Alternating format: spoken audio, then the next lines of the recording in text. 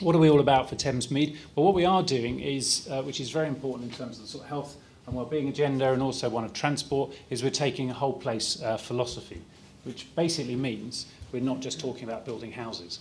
Even though we're a housing association, people think in terms of what we might want to do is put up a load of houses and get people happily housed and that's it. But actually that's the last thing we want to do, because if we just build homes, we're not creating great places. And that's really what the adjustment of Thamesmead is about, taking this issue of making sure people have got things to do, they feel safe and secure, and they've got a job. Some fundamental premise. I think we can talk about the quality of buildings and we can talk about the agenda of the physical environment, etc. But actually those fundamentals are absolutely the requirements today, as they probably always have been. So we're adopting this town-wide approach.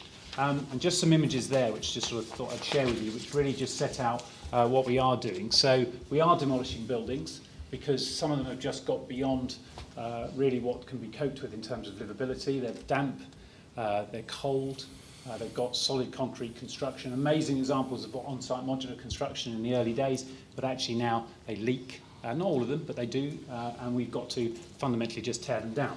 And then designing replacements, we've got schemes like this, which are just out to contract now, 525 homes, a mixture of social housing and private rental, but built around a square, making sure there's activity at ground floor. But very importantly as well, this is a civic building we just put out to an ROBA design competition, which is about a library and a public space. So these are fundamental components, very small components in a way, but really, really important to make sure there are places to go and places to socialise.